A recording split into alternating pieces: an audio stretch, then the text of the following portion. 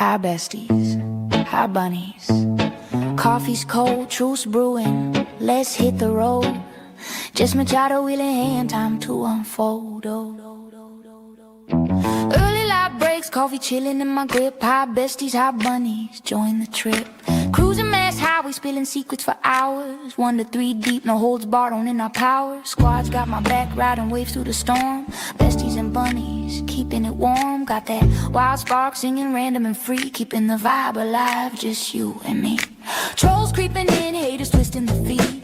Weak shots flying, but they can't plant the seed. Jabbing in my style, my fire, my rise. Obsessed in the shadows, watching with jealous eyes. Drama stirrers calling grift, but facts don't lie. While y'all fume, my lights touching the sky. Reddit ghosts lurking, basement critique so low. Keep throwing shade, watch this bunny glow. Meow, meow, meow, meow, meow, meow, meow. Hey. Meow, meow, meow, meow, feel it now. Bunny. Just Machado show, chasing down the real. Besties and bunnies got that unbreakable seal. Meow, meow, meow, meow, trolls fade away. Truth in the air, lighting up the day. After dark or dawn's first gleam, we claim the throne. Just as rolling, meow, if you're in the zone. Meow. Love to my besties trolls. See your truth awaits. Just Machado show. Buckle up. Meow, meow, meow, meow, meow, meow, meow. Meow, meow, meow, meow. Feel it now. Meow, meow, meow, meow, meow, meow, meow. Meow, meow, meow, meow. Feel it now. Meow, meow, meow, meow, meow. Meow, meow, meow, meow. Feel it now. Meow, meow, meow, meow, meow, meow. Meow, meow, meow, meow. Bunnies. Good morning, with a special at the end. Good morning. Good morning, Quincy.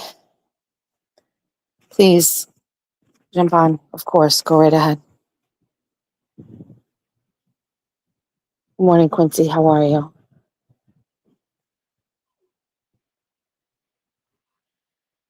Quincy? Quincy? Quincy? Quincy? Quincy? Quincy? He's a sweet potato boy. Good morning, Quincy. Yeah, you're so beautiful and so special. You know that you're so special and so beautiful. What? What? You want the belly rubs? Good morning. Mommy is going to whore you out for views this morning. I don't know how you feel about that, but as a puppy, good boy. Okay, good morning, everybody. Welcome to 24 on 24. It's Vacation Week edition or Cations Week edition. Not my Cations, George's Cations. We are still moderately high productive members of society. However, we have a schedule change, Avi. George is not going to school. So we're still going to get up and go get our coffee and do our chit chat. But we have a couple of things we have to do here in the household first. Number one, we have to touch base with Georgia right now because she has a plan for today and I have to micromanage that. Two, we got to let the dogs out. I was ready to start this at 7:30, but it was all set and I was like, I can do this. But then I started watching. I never go on Facebook anymore. And it's tragic. We have to talk about that, but I don't go on Facebook anymore. I was like, I'm going to just spend some time on Facebook because even though I don't have time to connect with people, I can still like stalk their shit. Anyway, I ended up watching a video of somebody I don't know. I've seen her before, so she shows up in my algorithm, but this is a girl that does the store displays for Anthropologie. Now, I've only been to Anthropologie like once in my life, and pleasant experience for sure. I don't even know if they still have it, but it was in Garden City in Cranston, Rhode Island. And I remember there being lots of trinkets and things, but I remember it being like out of my price range for most things. So I don't really know what the vibe is with Anthropologie. It sounds, or it's reminiscent of me of like expensive. Like I don't know what to tell you. I don't think Anthropologie is my style, but anyway, this bitch does the window displays for Anthropologie, and like I've never seen anything like it. She's like an artist and she creates like massive displays of things. Like, I don't even know what I was watching. Today she was making some sort of a flower, but she took like rope, like thick rope, and cut it into like, let's just say 6-inch pieces. She taped them together at the bottom and then hot glue gun the bottom of them and then untaped them and then frayed the rope on the other end. And it was like the center of the flower. And I was like, what? Like, I don't know how this gets in my algorithm, but I'm like, I'm obsessed. And does she just do one store display? Like, does each anthropology have a window artist for each store? I need to investigate clearly. So anyway, I would have started this earlier, but I was in the zone watching videos. I was like, just doing the doom scrolls. We got to get Georgia up. Jack doesn't have school today because it's Patriots Day. I'll tell you what we're going to do today, which you'll probably fucking whatever. I won't even hide it. I'm going shopping with TT for wedding stuff. So there you go. You maybe will get TT. We have to talk about, let's see. I don't know what we're going to fly by the seat of our pants today. Let's go get Georgia because Georgia's plan today is to go for breakfast with her boyfriend. Fine, right here in town. And then they are going to the zoo. And I will allow it. However, I do not want him driving on the highway. He has to take the non-highway route to the zoo because he is not an experienced driver and he got into 2 fender benders already. Now, highly capable kid. He goes to Bristol Aggie. He's in the ARPA program. I see this guy like operating like John Deere tractors and fucking backhoes and all the shit like that. So he's capable. I'm just not sure what's going on. And so I'm going to allow it, but I'm going to have to put my foot down. And of course, there's no way for me to force him to do this. So we have to scare Georgia and basically tell her if she doesn't assert to him that he must take the back roads to the zoo, that she will be grounded for the rest of the vacation. Also, I'm going to have to tell her I'm going to put Life 360 on my phone, which I don't have because we've talked about how I don't want to be like watching Life 360 all the time because that's not good for me and my mental health. But I'm going to tell her I'm going to upload it today.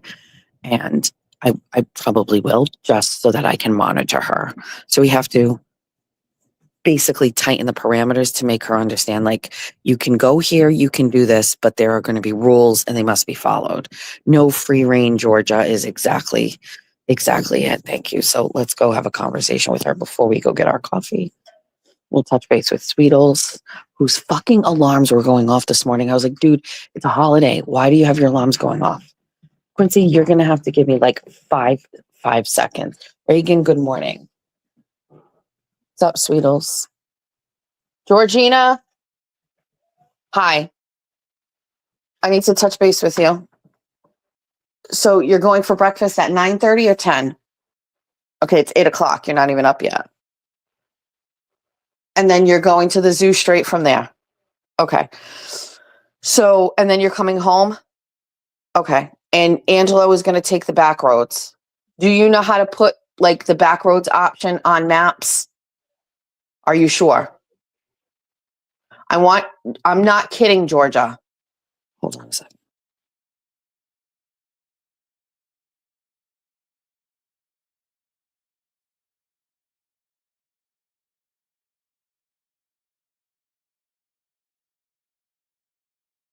I have to use my mom voice. Sweetles, what's up for you today?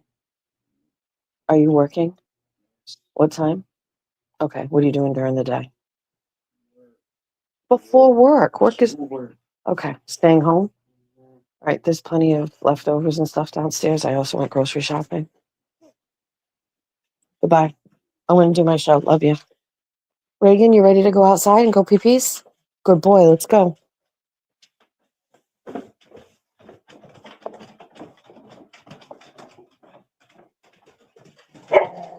No. My mom's cat comes to her door and like taunts them as they come down the stairs. And then that's Quincy like threatening her through the door.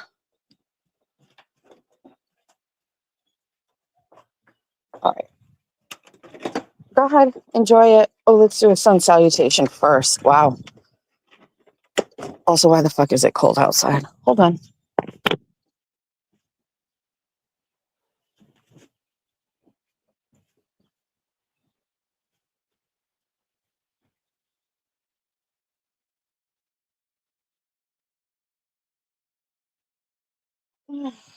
Okay. Okay, there's okay, I bought these two pillow covers months ago for my living room couch, the formal living room. And they're velvet. And we learned very quickly that with dogs, these covers are not good. Now, they're not real pillows. I just buy covers on Amazon and I stuff them with like this big bag of like fill that I bought at like Michael's or something. So they're not that expensive and I'm not like throwing them away, but I took them out of the house and I put them on the front porch because I was going to de-fluff them and then I was going to just throw them in the bin to donate because I just can't deal with it. So I put them on the porch and my mother keeps putting them on the chairs on the porch. Like, and every time I take them down and put them in the corner, she takes them out and puts them back on the chairs. Like, why would we have velvet fucking pillows on our porch on the front of the house? Like, it doesn't even make sense aesthetically, but like, she just likes to fidget things. Doesn't matter. She's fidgeting. So I have to make a move on these things because they just just keep popping up on chairs. Um, is TT in the chat, or are you guys just saying TT?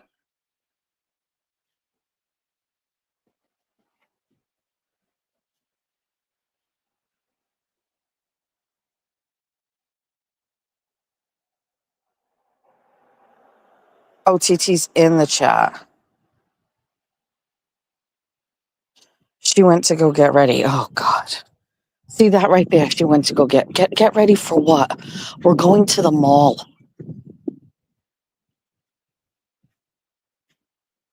She might have been trying to message me on my other phone. 10 o'clock, TT. Jesus Christ. I do want to just make a quick announcement. Um, Ben Rose's mom passed away last night. Um, I'm not going to get into it, but I know his mom had Alzheimer's, and so unfortunately she passed away last night. So everybody, please keep Ben in your thoughts and his family. He lost his dad. I'm not sure exactly when, but he lost his mom yesterday, and so we're thinking of Ben. I talked to him this morning. So keep him and his family. I know his services are not going to be for a little while. So just keep him in your thoughts. Ben is a show staple, and we're thinking of him.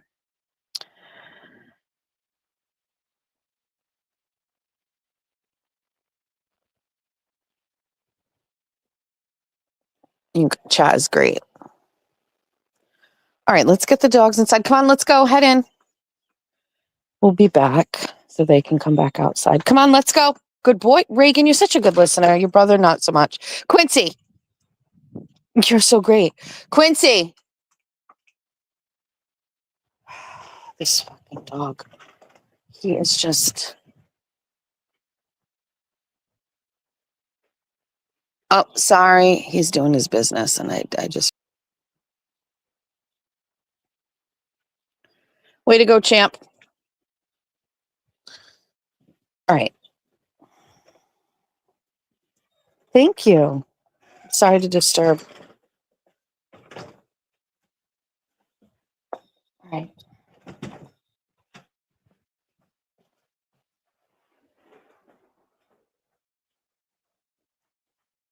Wallet, phone, keys. I have to leave you here for a minute. I have to pee. Just be quiet and wait.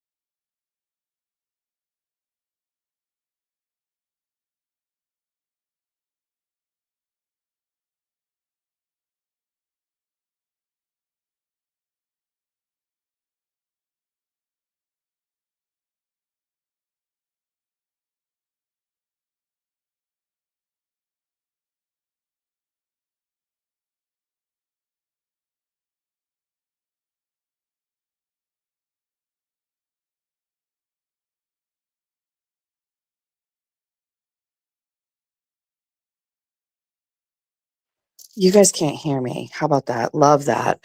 All right. So I was just gonna say this sunroom is getting like a makeover, so to speak. So this pulls over there, right?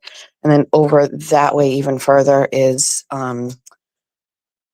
like the driveway that my mother and Jeff park at, and Julia used to park at as well. It holds like 5 cars. My house is weird as far as outdoor space because the front of the house just has that small yard with the dogs, and we don't really use it. We definitely use the front porch. We have another driveway off to the other side. This is our primary entrance to the house that we all use, so it takes a fucking filthy beating. And for the past couple of years, we haven't really done much to it. So,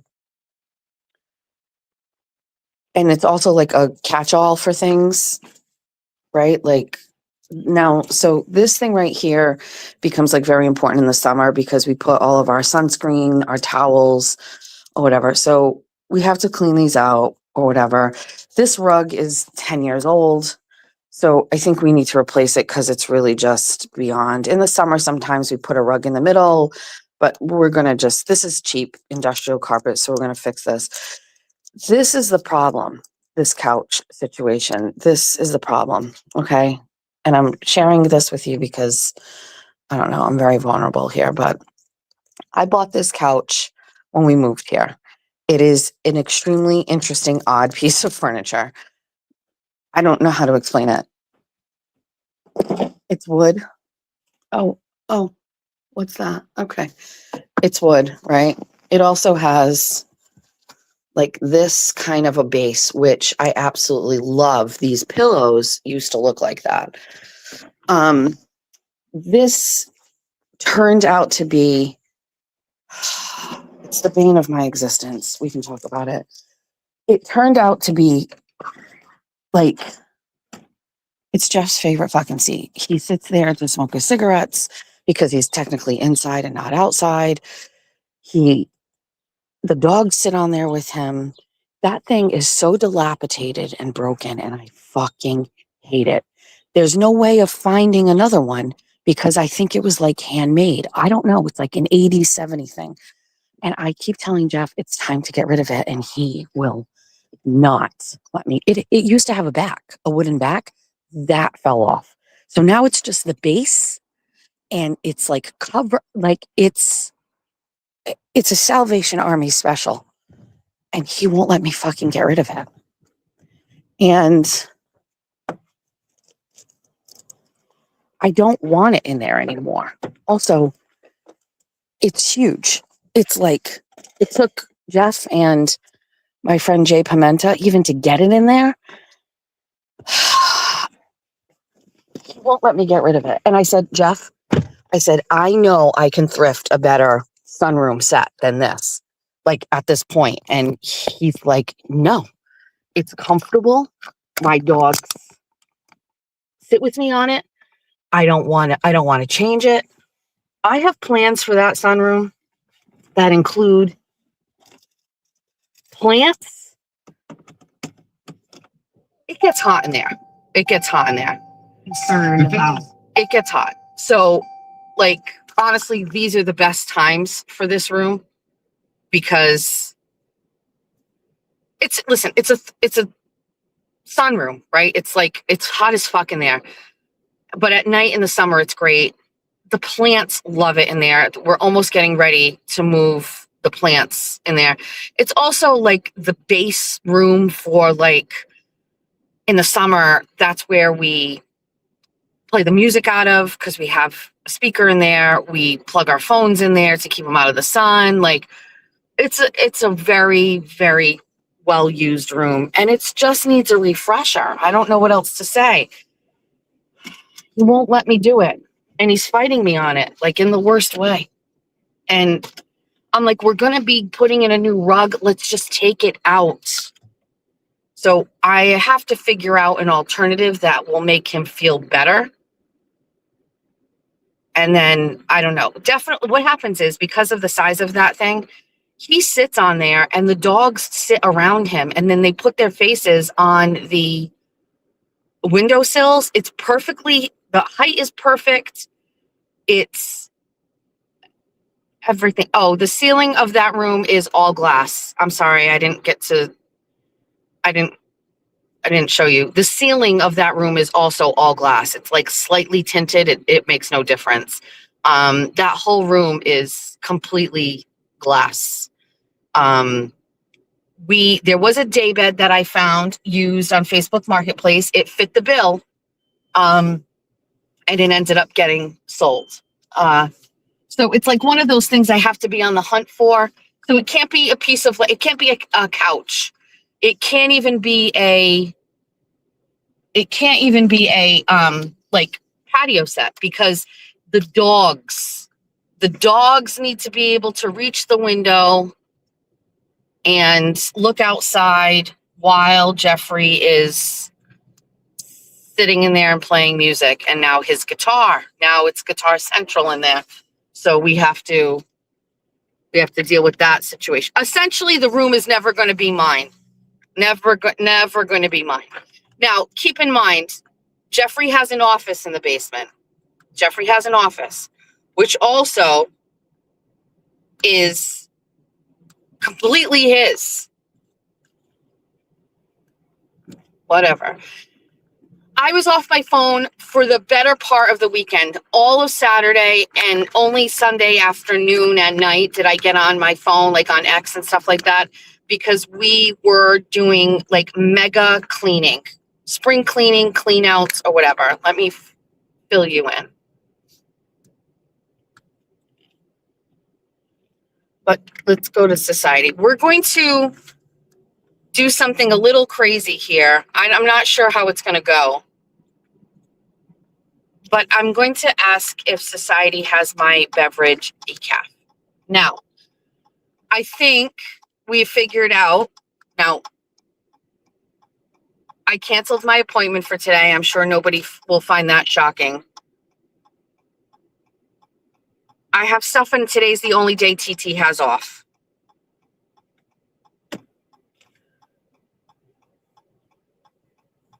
So, I don't know. After being in the hospital for so long and them running every goddamn test known to man on my heart, I'm pretty confident I'm not having heart attacks. And I think I've self-diagnosed that I am having like crazy heart palpitations from menopause. Like, it sounds about right. With that being said, I'm still paranoid about caffeine and I'm eliminating it. And I don't know how that's going to go. It's been no days.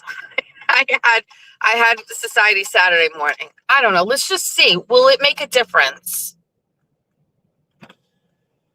We can't reupholster it because it has big old wooden springs, like from, it reminds me of the bed of Charlie and the Chocolate Factory, like old.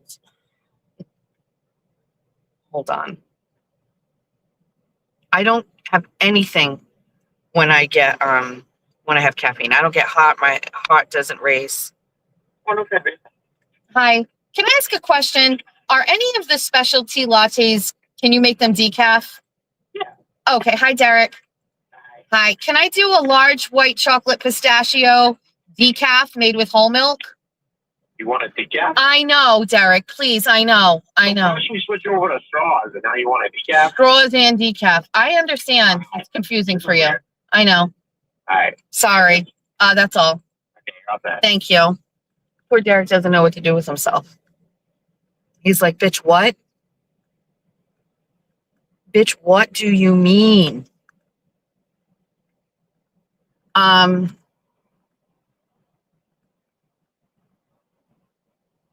Listen, I'm going to disappoint you a lot today. I canceled my appointment because they told me to come in today, first thing this morning. TT is only off today. I would like to go to the mall with TT. So I'm doing that today. We'll figure out the doctor stuff later. Next. Yesterday, I was cooking. All right, back up. Saturday was predetermined that we were going to start working on cleaning out the basement. Now, 5 years ago, 2020 and COVID, we got a 40-yard dumpster. I talked about this. Love it. I highly recommend. However, there's a lot of stuff that isn't throwaway stuff in our house. It is stuff that we need to get rid of or donate. So I worked on upstairs, the sunroom, and lots of things. And Jeff was working on the laundry area of our basement. We have a very big basement. Jeff has a huge ass office down there. It's like big. We have a whole other side, which is exclusively for seasonal decorations with shelves and totes that I bought a couple of years ago. It is actually organized, but there's just too much stuff in that space. We have a whole other side where we have like things that are like we don't want to deal with. Like we have an old washing machine. We have old dining room chairs that we could just bring them up to get rid of. We haven't done that yet. We have a pallet with some old paint cans, like just some stuff over there. Some of my husband's army stuff is over there, whatever. But then we have like this one section, which is our laundry section. And it was just comforters, clothes, like 5 years worth of, and probably longer, because when we did the dumpster, we threw stuff away, and the stuff that we didn't really want to throw away was still, it's very hard because the basement is the place where the things on the regular house level go. So if we're cleaning or organizing upstairs and we don't really follow through, we just put the stuff downstairs, but then it becomes like, again, a graveyard. So Saturday, Jeff was like killing it downstairs. And so we did that, and I did the upstairs clean out plus the sunroom, because the sunroom had a ton of stuff you didn't see. We had cardboard that needed to be cut up. We loaded up both our trucks.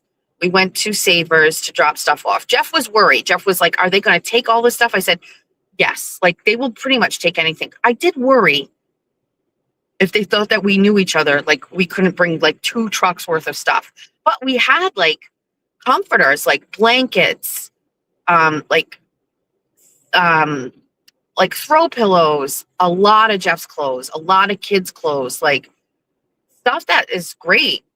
We had 2 TVs that weren't flat screen TVs, but they'll take them. So all this stuff, we get there. Saturday was kind of yucky in the beginning. Well, it was nice in the beginning, then it got kind of raw and cold. We get there. You pull in the back of Savers in Fall River, and I'm going to tell you something. It's like a third world country back there, okay? It is there is stuff everywhere. And you know people drop stuff off at night. There's so much stuff being brought to the Savers in Fall River. They have a 5-man team working back there, okay? Like, it's bad. And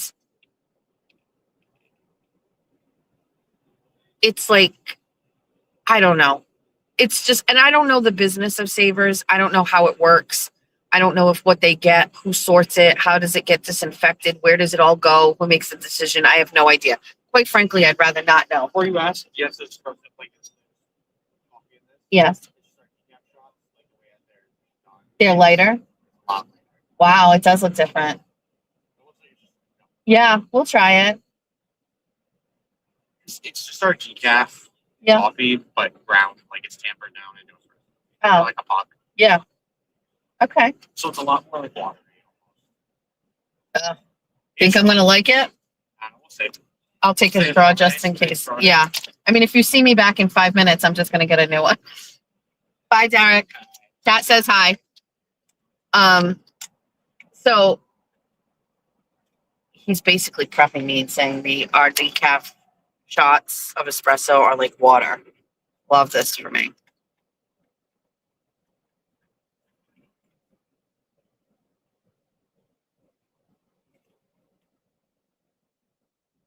Ew.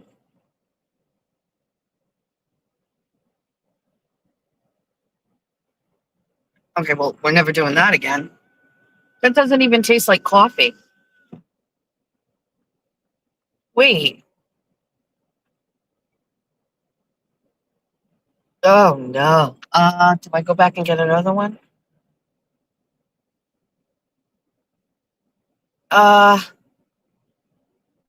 Shit.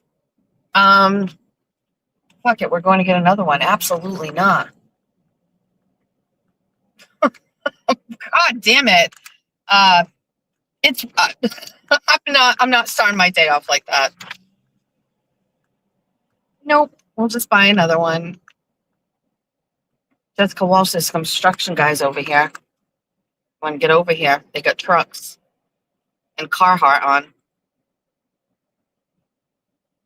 Okay, babe. Hi, I have regrets. Can I do a large iced white chocolate pistachio made with whole milk, not decaf? Yeah, I got you. Thank you.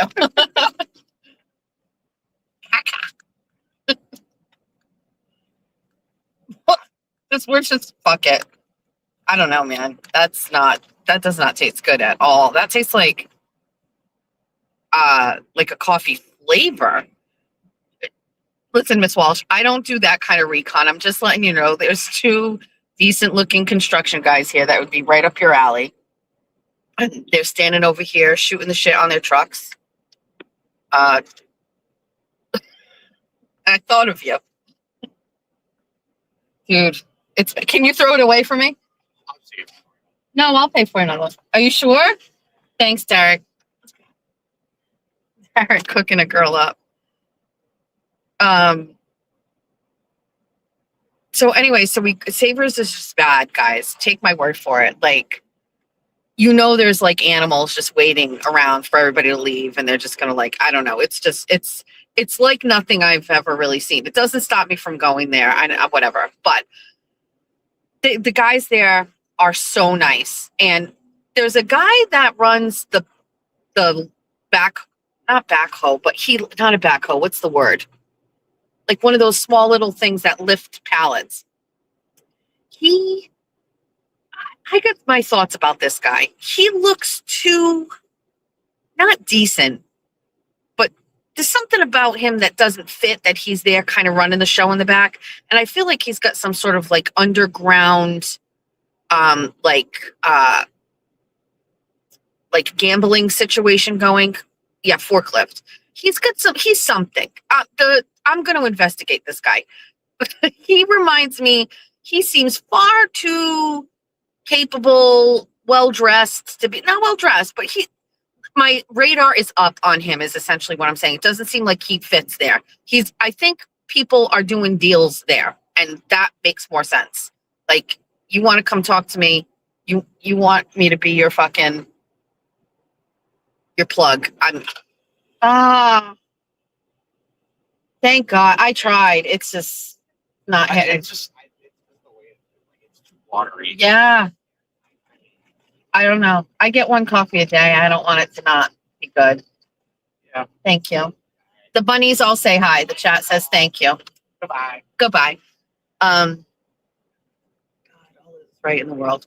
So anyway, so now he also has, and because I do donate frequently, I do. Usually when I go there, if it's not in the morning, I'll bring stuff.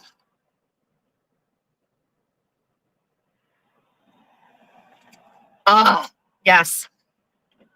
He's got a great group of guys back there. He really, really does. There's this one guy, I don't know why, but he reminds me of like a cracked out version of Zach from Saved by the Bell.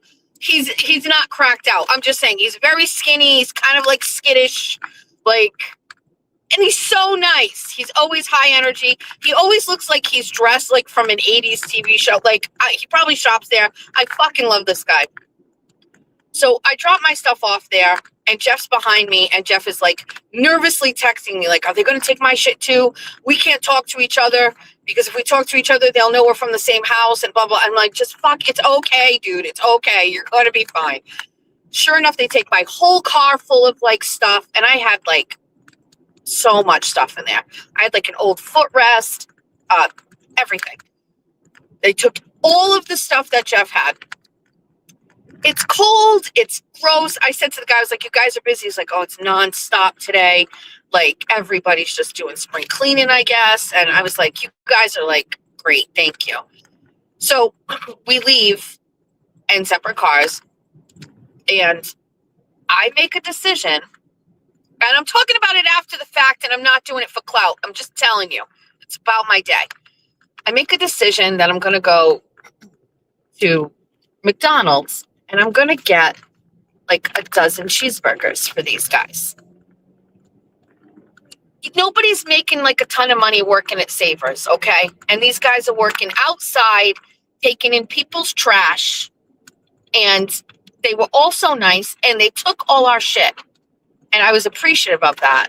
And so I was like, you know what? I'm just going to go fucking bring a fucking bag of cheeseburgers from McDonald's. So I drive over there. It's not that far. It's literally like around the road. A few seconds later, Jeff calls me because he's psyched they took all the shit. And he's like, oh, I'm so fucking psyched. That's great. And he's like, where are you? And I was like, don't get mad. Don't get mad. I'm in the drive-thru at McDonald's. I'm going to go give those guys some cheeseburgers. I think I said I'm going to get a dozen cheeseburgers. And he goes, what? What the fuck is wrong with you? And I went, Jeff, like they took all our shit. Like if we had to pay somebody to come and take our stuff, it'd be $100. What's $25? He goes, it's not $25 for a dozen cheeseburgers. I went, it isn't? Like, it's going to cost you $50. And I was like, oh, wait, what? And then I couldn't like back out of it because I was like committed. So Jeff is like, I don't know. I mean, like, isn't there a dollar menu? They don't have a dollar menu anymore. They don't have a dollar menu anymore. Obviously, I know that. There's nothing on that menu that's a dollar anymore because when I got there, I was like, what do you have? Like, how much is a plain hamburger? I think each cheeseburger was like almost $3. So I bought 15. Okay. And then we promptly told him to keep the receipt because I didn't want any evidence of that in my car. Jeff got mad and hung up on me.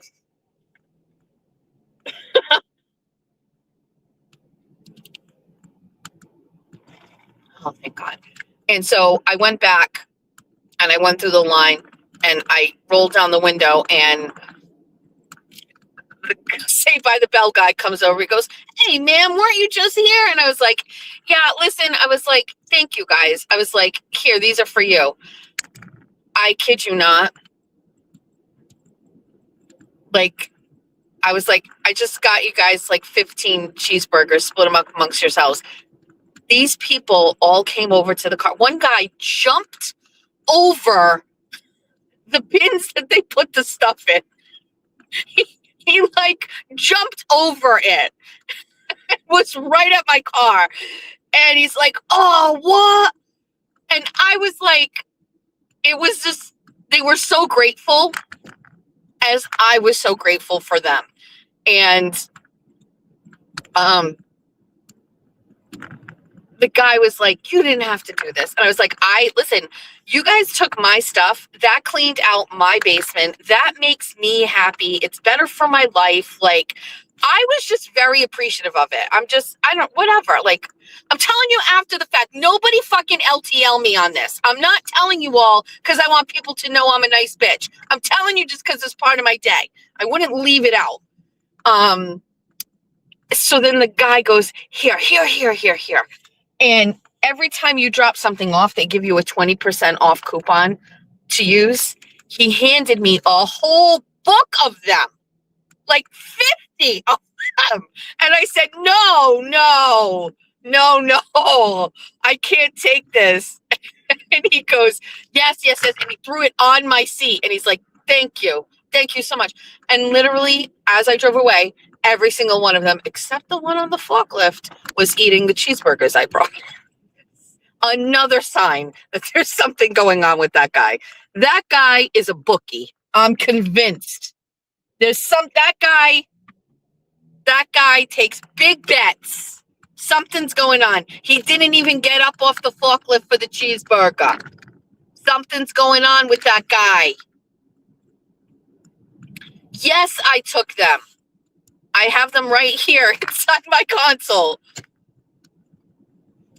When I got home, Jeffrey was not nice to me, and I had to, which I have done frequently throughout our whole marriage, remind him of acts of kindness and how if you don't participate in them, God is disappointed in you. And that those things help. Oh, what are we doing, sir? Turning around in the middle of the road? Perfect. Love that for me and for everybody else. It's just, for somebody like me that does bad things, it's called balance. It's called balance.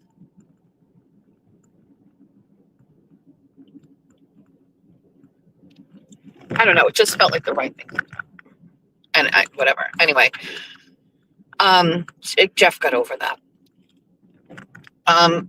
So it was just a lot of like cleaning, organizing, purging, if you will, this weekend. Off the phones, purging. I also did something else this weekend that I have never done before. I am very much reflective of like the stress situation, because it doesn't matter if a doctor eventually says like these heart palpitations are menopause, which I suspect they are. I've never had any heart issues. I don't have any heart issues. Everything looks completely fine. It sounds to me, because I'm experiencing so many other menopause issues, that this is the same situation. I am trying to take a look at like the stress in my life. I 100% understand I have a very full life. I very rarely rest. This is just for clarification for Jennifer Altman, because I say things about like, I don't rest. Let me explain something. On a day where I have things to do, I will make sure I carve out time to lay in my bed. The only thing I can explain about lupus and how it feels to me is that like, when I do too much, my body like fights itself, and it makes everything worse. Not worse. Like, if I rest, it's like I'm resetting that level of hold on. I'm not even going to drive past this stop sign until I can think of the word that I'm trying to think of. like inflammation. Like everything gets like inflamed in my body. But when I rest, even for an hour, it resets. So I take naps, and I don't really take naps, but I lay down to try to like reset that clock of like inflammation. I usually do the exact same thing. I pound a bottle of water, or like a bottle of water with like Crystal Light in it, and I'll just lay down. I mute my phone and I just try to like reset. But overall, on any given day, I outpace my husband and my kids combined. I am constantly doing something. If it's not politics, it's friends related, kids related, house related, work related. Like it never fucking ends. So I am trying to see where can I make myself a little bit easier. And the first thing that came to my mind was grocery shopping. I go grocery shopping every single solitary Sunday. Maybe on a Saturday if we have something going on Sunday, but every Sunday I go grocery shopping. I walk around Walmart, I grocery shop. I hate people that get their groceries either delivered to them or they pull up. I look at them and I go, you are ruining society, okay? You're ruining society, because there's nothing more traditional, all-American than walking through your grocery store, running into people you know, touching your fucking meat. It's for you, Jessica Walsh. Touching meat, doing all of the things. It's just, there's no reason to not do that. Until there is a reason to not do that. And I said, if I can from home order all my food and then just go there and it just gets brought out to my car, is this something that I want to do? I did it. Now, every time I go to Walmart, and I've been grocery shopping at Walmart my whole life, the Walmart in Swansea, since it's been built, I go every Sunday.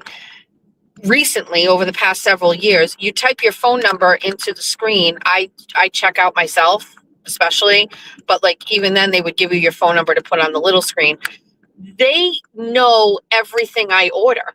So when I logged into the Walmart app, everything I bought last week at the grocery store and the week before that and the week before that was there. And I didn't even have to search through items. It was all there. And I just ordered it. And then I went and I picked it up. And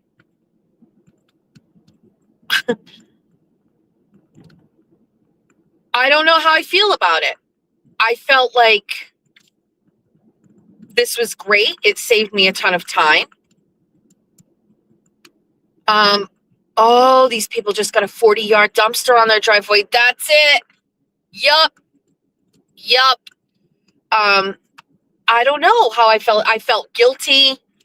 I felt like a hypocrite. I felt like maybe I didn't understand why people do it. I always thought it was luxury, but maybe it's not luxury. I felt sad because like I don't want to contribute to the decline of society. I had a wide range of feelings. Overall, totally normal experience. Everything that I wanted was there. Nothing that I didn't want was there. It didn't cost me any extra money, I don't think. I was on the phone. Who was I on the phone with? Who was I on the phone with when they brought the food out? And I was like, do I tip them? Oh, Courtney. And I was like, do I tip? I don't have any cash. Do you tip these guys when they come and load the groceries in your car? I felt like I should have given them like a 5, right? But I didn't have it. So I felt bad. Anyway, it's my first time doing it. I did it one other time, and it was just to pick up like 3 boxes of Halloween candy from the Fall River store. That's only because I had to order it online because I was afraid it was going to get taken by the next day, and I had no choice but to sit out in my car. But I don't know. It's something I have to really think about. I probably will want to do it more often. I don't know. Like, I don't like the pace of society and things. I like everything to be olden days. This goes against that, but it was nice to not have to walk around. It was nice not to have to load it all onto the thing and scan it. It was nice to not load it into my car. I didn't touch the groceries until they got to my table because Jeff and Jack unloaded it all and put it on my table. So it was great. Wait, what about tips?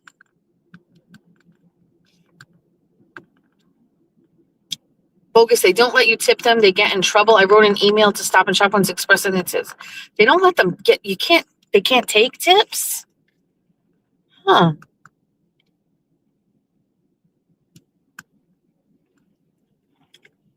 Well, what would they do if I just gave them a bag of cheeseburgers? Thanks for loading up my groceries for me. Here is a Happy Meal.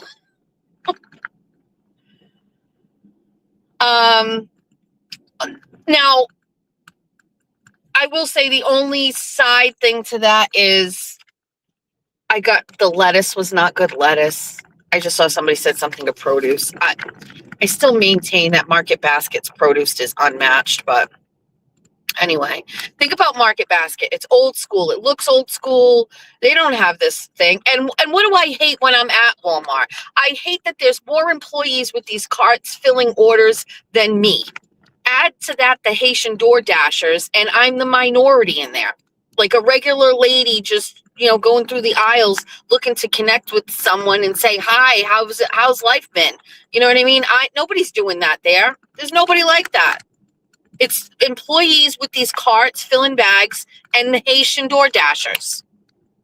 So now I'm no better. Look what I've done. But I did it for myself, for my body. I did it for my body. I'm just a baby. Yesterday, after doing that, I said, okay, time to get to doing what I do best on Sundays, cooking and baking. Got to use my KitchenAid that I was gifted by the bunnies. I used my pie weights because I made a chocolate cream pie, and when you make a pie crust from scratch, I have pictures, I'll upload it. You got to put the pie weights down. I was on to making blueberry muffins, and I got these fucking heart palpitations again. And I went and sat down, and I told Jeff, and he's like, okay, just sit down. I was like, well, there's blueberries muffins that have to go in the oven. So Jeff's like, I'll do it. I sat down on the couch, same feeling. Chewed 2 aspirin because I bought chewable aspirin, right? Sat down, and I started Googling menopause heart palpitations.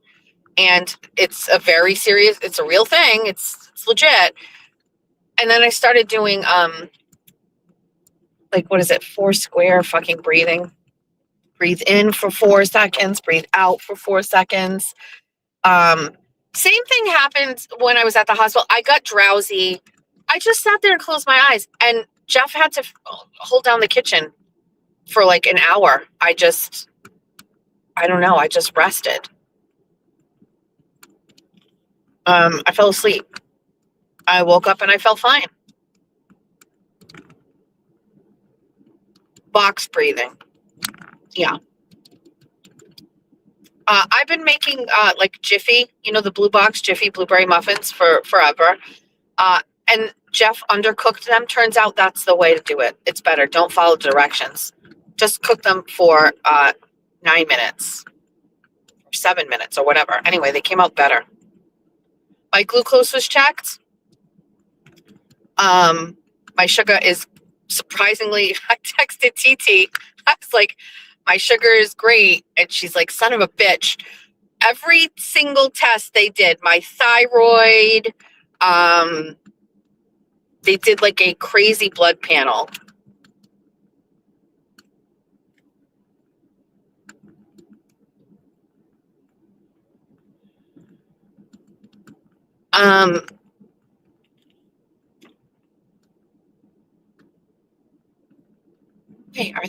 people even in this house? It looks like nobody's been there, and that's not usually like them.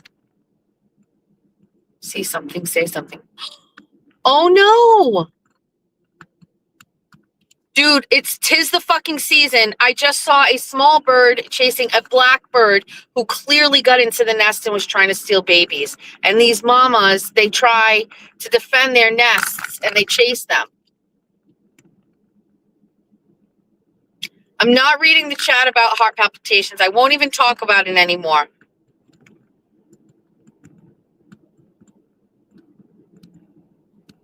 Oh my God, I just drove past Seymour Avenue. Holy shit. All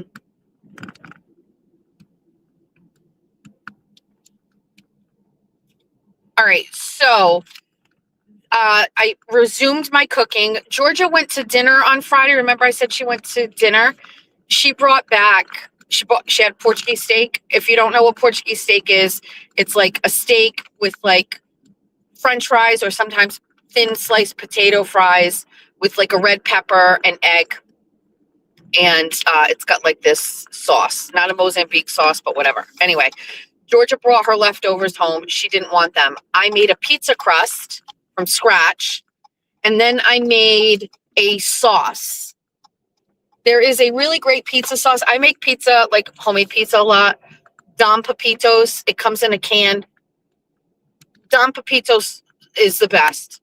Okay, I took a little bit of that. Okay, I melted butter. I put it in a pan, and I put in some garlic.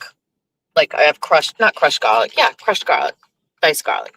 Garlic and a half stick of butter. 2 packets of Goya, the one you use for Mozambique. Put that in the pan, and then I added like a half a cup of Don Pepito sauce, and I mixed that all together. And that was the base of my pizza sauce. And then I cut up the steak into thin pieces. I cut up the potato fries into thin pieces. And then I cut up the red pepper into small pieces. And then I scrambled 2 eggs and I put down the sauce and then mozzarella cheese. And then I put all of that shit on the fucking top.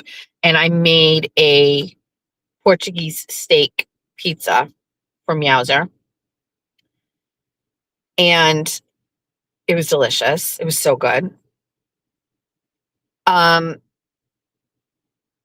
Jimothy and I spoke on the phone, and he invited me to go on his show. He has such a vibe. I don't like to ruin it, but I went on Jimmy's show for a little bit, and we talked, and that was very nice. And I jumped on a Spaces last night. We have to talk about this too, and I know KMS adjacent doesn't really interest people, but we should talk about. Forget it's even KMS adjacent. Or the guy, his name is Jake. I don't know Jake. I just know he's in the KMS spaces and things like that or whatever. And I recognize Jake's kind of funny. He's got like a funny, all of these guys is Ford in the is Ford in the chat. All of these guys have like, they're all menaces, but they all each have like a certain endearing quality about them or whatever. And I don't know. I listen and I try not to. Isn't that going to be my best quality? I try not to judge. Jake wrote the eulogy at Kane's funeral on Friday, which was just so eloquent. Anyway, Jake starts a space, and I know when I start spaces, which I don't do often, I just send like an invite. It gives you that option. So you start a space and it's like invite these people or skip it. So I would sometimes, I'll just invite people just to alert, they get a direct notification. So Jake starts a space, I get the invite, I go, well, I'm just kind of not doing anything. The Bruins are getting ready to start. I'll jump on to listen. It turns out there was like nobody else in there. Like they eventually came, but it was just like me and Jake. And I was like, well, I didn't realize if I wasn't here, who would you be talking to? I'd like Dr. Phil'd this guy a little bit. And I was just kind of sad. It's kind of sad. And I don't know. I don't know what like. He's very negative and angry. And I was like, you're funny. And he wrote a script that got bought by It's Always Sunny in Philadelphia. They paid him $5,000 for it. Like, he's that good of a writer, I guess. That's amazing. And so I'm not surprised. Like, you can see there's some sort of like a level of talent there. But he's so angry in the chat, and I think it has something to do with like some of these KMS guys. They shit on his like life and stuff, and like they all shit on each other's life. And you think we're bad, but it's weird. They're just, like I said the other day, like they're all nice to each other one minute, and then the next minute they're like, I'm gonna fucking slit your throat when I see you at fucking Laconia. Like, it's crazy. So anyway, put it all aside, I was trying to like get him out of that hole while we were talking. And I was just like, be positive. Don't, like, basically trying to give him like some of the survival skills that I have on the internet, which is like, I wouldn't wake up every day if I let it get to me or come on the internet when there's like whole X accounts dedicated to my ass and my stomach, like in a not nice way. You know what I mean? Like, I just figure it out. Somebody is saying, don't sell us on another one of the KMS guys. So I wouldn't, but at the same time, he was talking about like, he said something about drugs. And I was like, oh, like, what kind of drugs have you done? And he's like everything. And I was like, oh, it's like so funny, but like, I don't know like how drugs go. Like, I don't know, like, still like heroin. Aren't there different forms of heroin? We talked about this. Like, crack is cocaine, but like, TT knows too. I don't really know. And I was like, I just don't know. I was like, oh, that could be a skit. Like, you could come on. And he's like, oh, I could come on and I can ask you questions and describe something. And you could tell me what kind of drug you think it is. And I was like, oh my God, that's funny. You should come on the show on Wednesday. Do that. And then after we were done talking, I was like, did I just fucking invite another one of these guys on my show? It's probably not the right thing, but now I feel bad because I invited him. But I was thinking of me and how funny it is that like, I don't know this stuff. That's definitely Bunny After Dark content. But now it's basically like, I don't know. I'm not sure. So I would rather help Funeral Lady and Bay Harbor Beauty. Neither one of those things are part of Bunny After Dark style. Like, it's just not. And you should go and help them too. But like, I'm not trying to platform this person. I'm just, forget it. Just forget it. I'm not going to do this anymore.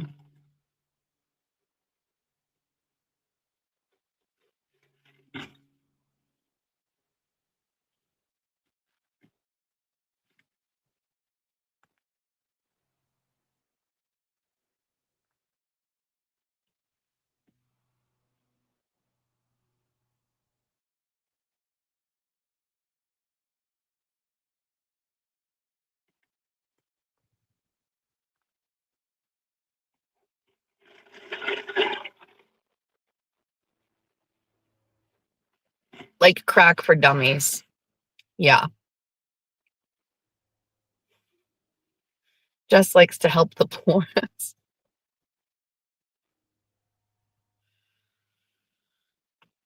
I don't know. I guess I just have to do what the chat wants and I can't do what I want. Held hostage by the chat. Anyway.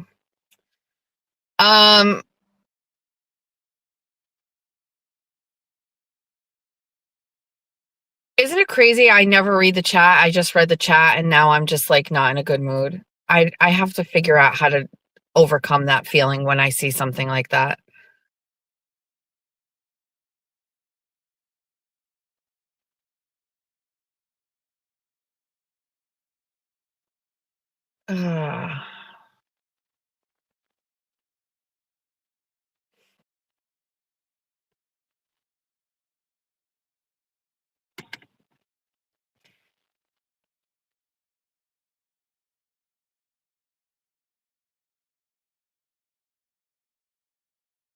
Anyway. Well, I was going to go to this, but we'll tie it all up. What I believe is a post-funeral. I will do whatever. You guys know. Listen, I'm telling you, it's not about the KMS guy. It just so happens that he fucking would bring something to the table where this is a long running thing between TT and my husband. I don't know the drugs. I did ask him, are you in recovery? Would this like trigger you and make you relapse? And he laughed and he was like, no. And I was like, okay, great. The guy's going to come to the fucking table with a bunch of fucking names of drugs, and I'm going to try and guess what they are and how you use them. And I think that's fucking funny. And if you don't like it, don't watch. Back to the regularly scheduled program. In what I believe is a final blow, Kane texted me last night. I blocked Kane. Now, I don't normally block people, but I thought it would hammer home the point that we are done. Like, we're done. You're dead to me, right? We did a goddamn funeral, which, by the way, we haven't really talked much about, but we will. I blocked him. I get a text message from Kane last night, and he says, you blocked me? Why? And I said, well, why did you block Jake? You blocked Jake. And he goes, it's a long history of him being severely disloyal. Now, Jake has nothing to do with why I blocked Kane. I literally blocked Kane because the funeral was done, and it was it. It was time to be done, right? And I got this text from Kane, and it says, I laughed so hard the other night, I couldn't even breathe. Your sister calling me little in Spanish was unbelievable. Just tremendous. I hate Jake, but his eulogy was so on point. Thanks for everything. I'm not normal. I know this. No more cheap shots from me. I wish you the best. This text had me feeling so bad for him. So bad. It was almost like he took it so far and I came in with the death punch. I fucking ended him. Mortal Kombat finished him. Done, over, obliterated him. And he texted me this, and he's clearly having regrets. He knows he fucked up.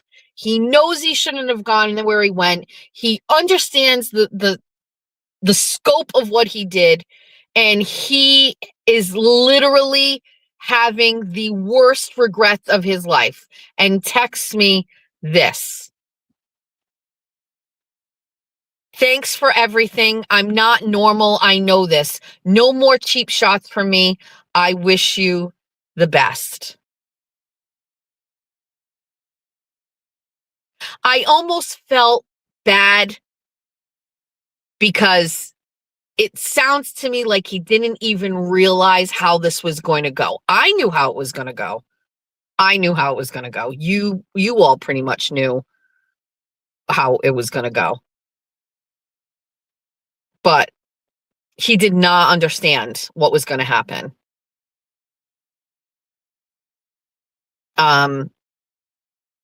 However, as Jessica Welch just said, we explicitly told him many, many times how this was going to go.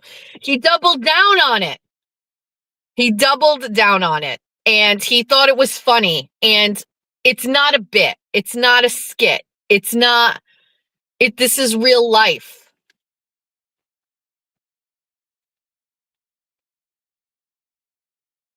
And I feel a little bad for him. But what do you want? It's like, what do I do here? You know what I mean? Like, what? I'm too old for this. This stuff worked in my 20s, not now.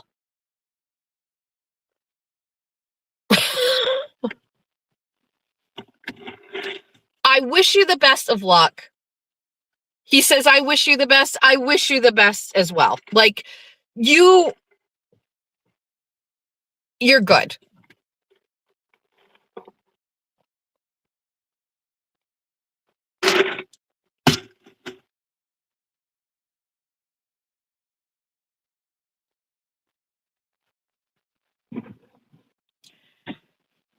So that's that. There's no, I mean, listen, I felt bad. How do I feel? I felt a little bad reading that. And then to counter it, I went back and watched the fucking show where he had on Lacey and Jessica Walsh in the beginning and all of the shit he said about me. And then at the end of that show, when they were gone, all of this, how he tied it all up with the bow at the end, abso-fucking-lutely not. That is a grown man who is making a very conscious decision to say what he wants to say, and that's it. And there would maybe be some sort of like option if his content was good. Like it wasn't good. He wasn't adding anything to this. I was carrying him. It's just, I wish you the best. Like, go, you've got a whole new skill set now. Go develop your shit and build your show and work really hard if you really want to do it or whatever. Like, whatever. I'm not holding people. You know what? I had to pay the price for that stupid, dumb fucking decision when I was asked to go on Runkle's show and I didn't know who he was. And I was like, sure, like I charge an appearance fee. And Runkle was just like very nicely like, no, like I didn't know. I paid the price for that in spades. People shit all over me for forever. His fans came at me. There's a price to pay for missteps in this community. And I've paid my price and that's it. So he's going to have to pay his price. And I'm sure he will find, and he already is, looking at other people and other shows that he can latch onto. But what he should do is he should focus on himself and develop his own show and work really hard at that and not look at, I very rarely look at other people. I don't watch other people for inspo. I don't watch them to see what they do. I don't even watch the shows. I do my own shit and that's it. So, we did a proper send-off. Thank you to TT for what is, I consider, one of the best fucking things we've ever done on Bunny After Dark. And that's saying a lot because TT just said the resurrection. No.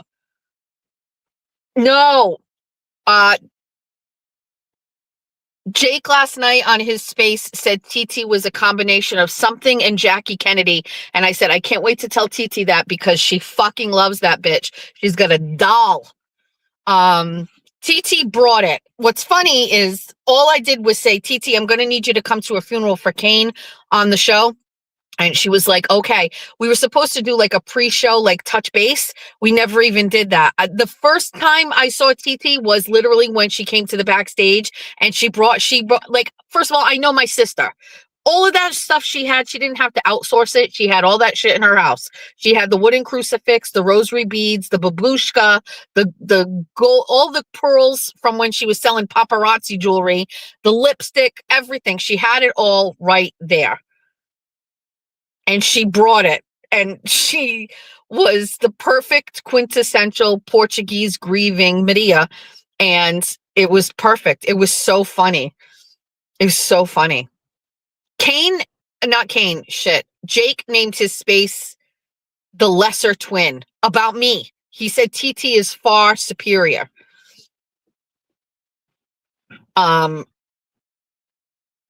So TT brought it. She was very funny. It's exactly how, I envisioned the funeral went.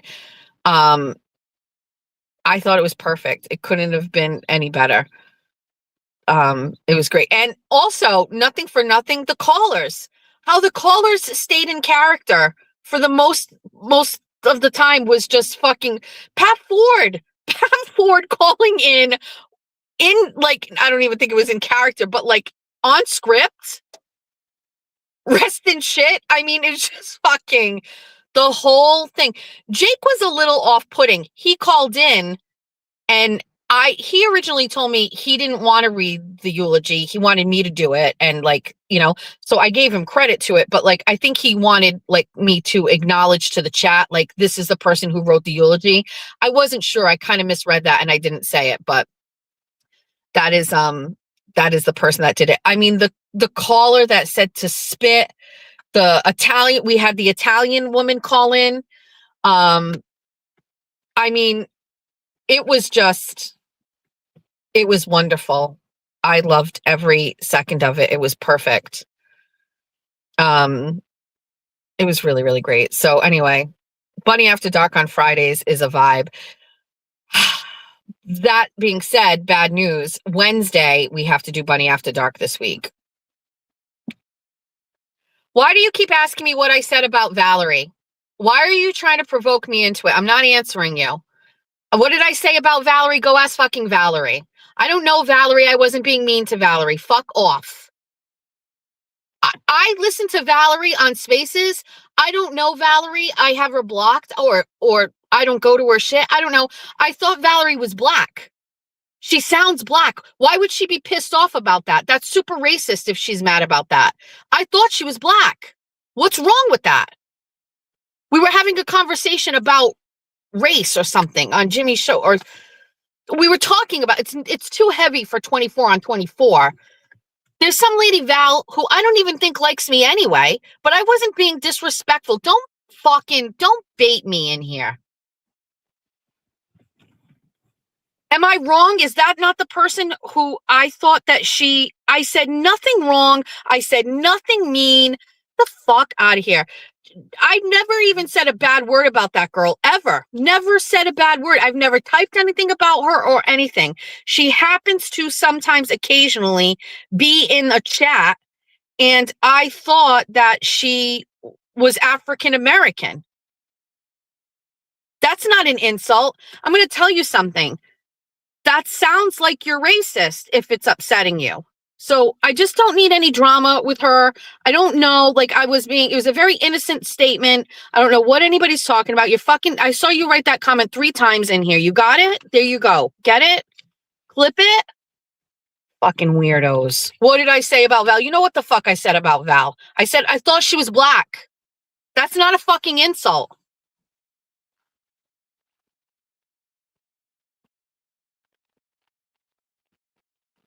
The conversation was that there is a song that I have been listening to on fucking repeat, and I love it. Okay? I love it. It's one of my favorite songs of all time. And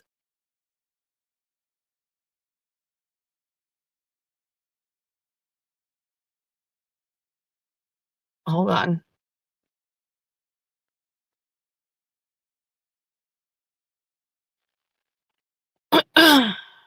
Some of you know the song. I got a question because I really need to know. Do you ever get tired of being a bitch ass and the N-word? A pussy ass? Do you ever get tired? Now, I don't mean to judge you, and I don't mean to call you out your name, but you be on some bullshit, and I don't play those games. When you gonna grow up and act your big old age? You are the worst, and you know that I just can't stand your bitch ass ways. Well, I got a question because I really want to know, do you ever get tired of being a bitch ass? I love this song, okay? That's not a joke. I fucking love this song.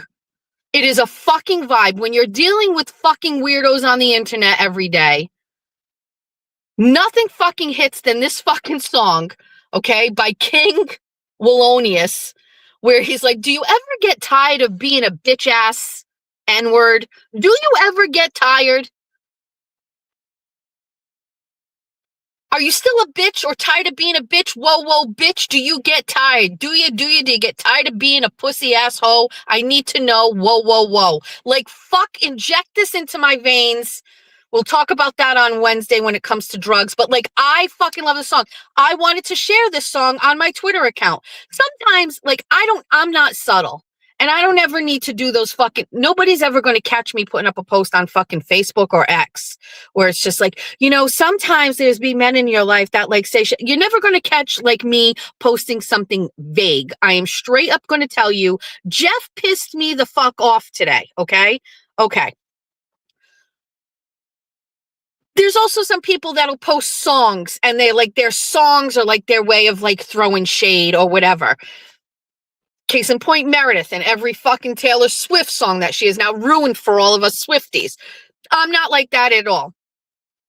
But when I'm in my car or I'm vibing and I've got this song going, I want to share it and be like, fuck you people. This is my frame of mind right now. Like, do you ever get tired of being a bitch ass, whatever? So I want to share this. I think I can share it because the intent is, this is the song I like. I fucking love it. I'm singing it. Like, right? I can share it. But I ask Jimmy before I do. I call him. He doesn't pick up. I send him a voice memo. I say, here, I want to play this song on my ex. Can I share this? Jimmy backs away from me, goes, no, you can't do that. He said, you got to put it on a burner account and then you can go comment and be like, oh, I love this song. And I was like, number one, I told you I tried a burner for 4 seconds and I just said, no, I can't do it. Number two, that's not how I want to live my life. Absolutely not. So I was like sad about it. And I was talking about it on Jimmy's show. And I don't even know how, but like Val was in the comment section.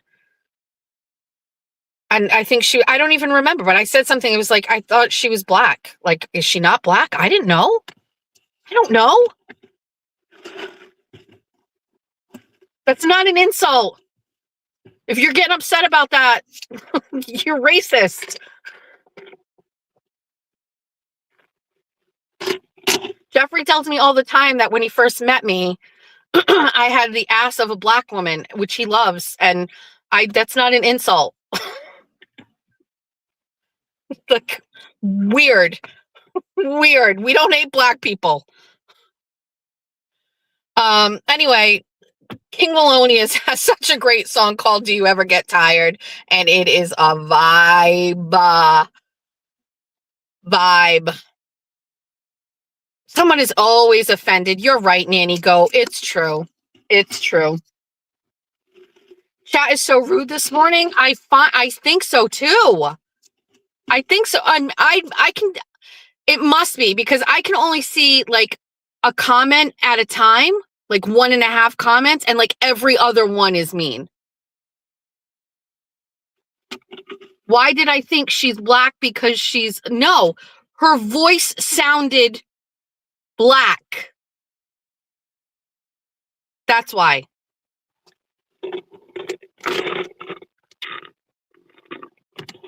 That's not racist. And the context of which I said it also wasn't racist. And I don't care. Valerie didn't like me anyway, I think. I don't know. I don't even pay attention to these people. I don't even know who these people are.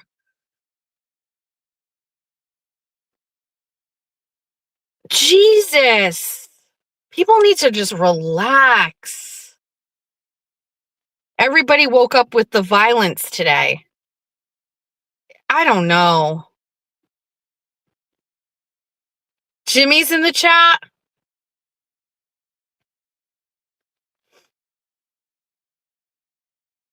Pat Ford is gonna lose it. It's all right, Pat. It's okay. Take a breath. Everybody take a breath. Hippie Chick just said to everybody take a breath. It's only Monday, people. Save it for Friday. Anyway, let's back it up a little bit. I hope nobody clips those things and takes them all out of context because it was all like the best intentions. And if I offended anybody in regards to like the race part of it, I am sorry. It was not my intention at all. I don't know that woman. I don't interact with her. Anyway, Wednesday. Okay. So Friday is okay. Saturday is the Republican convention, the Massachusetts Republican Convention. This is taking place at the DCU Center. This is where anybody who is a Republican, like elected or in the Mass GOP or is in a Republican town committee or has been selected as a delegate to vote at the convention will be there. Okay. Now, this is like like the national convention, right? Before we nominate presidential candidates and things, and everybody comes and there's speakers. This is just a smaller version of that. Okay. Now, that's on Saturday. I'm going to say that this is probably the most excitement around a convention in a very, very long time. So I will be there. I'm a delegate.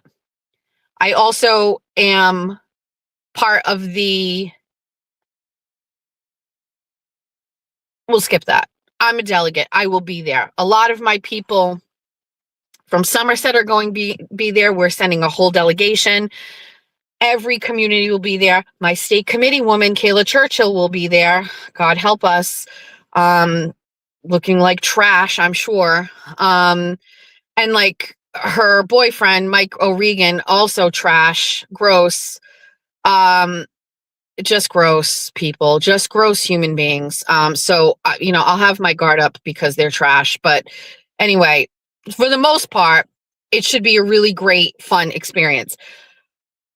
You can go the night before. A lot of people go Friday night because each one of the candidates, Minogue, Shortsleeve, and Keneally, all throw their own parties. And they all have events at like hotels or places or anything like that. I know Brian Shortsleeve has Scott Brown. Scott Brown's band is playing for his. Everybody has a thing. You go up the night before, you go to these parties. If you're a delegate, you can check in and get your credentials early, and then you can go to the DCU Center Saturday morning ready to go. A lot of people can't stay overnight. I am going with TT on Friday. I don't know what time. 4 o'clock? 5? I don't know what time. TT will have to tell me. Get my hair done. We're trying to get my hair ready for the wedding. It may take a couple of things. I'm not really sure. 5 p.m. That's late. Anyway, so I don't know if I'm going to make any of the parties. I'm not really sure. I'm upset because I booked this appointment and I want to go to the things at the parties, and I just don't think I'm going to be able to make them. So I'm sad because it's in Worcester or whatever. So, but with that being said, I believe after I get my hair done, Jeff and I are going to head up to Worcester and we're going to stay overnight Friday. So we're there early. I don't know. Jeff is saying, fuck the parties the night before because we might not be able to make them. We should go to the convention and then stay over that night, Saturday, and then come home Sunday. I'm not really sure. I don't know. I'm not really sure. It's fluid. But with that being said, I can tell you I will not be doing Bunny After Dark on Friday this week because of this. So it will be Wednesday. It's my first time going to a convention. I got blocked from going to the convention 4 years ago, and I was very, very upset and bitter about that. Let that be a lesson to how I operate.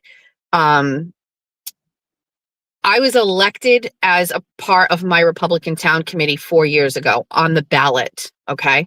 So I was recognized by the state as being an elected member of my Republican town committee. And this guy, his name is Jeff Profrio. He's like not old. He's probably my age. Like he's a fucking crazy far right Republican, like just all the way to the right, like just, the ones I'm talking about, like just the worst. He and another woman by the name of Melissa Terra, who has since had like a nervous breakdown, like literally has been charged with, like, I can't even get into that.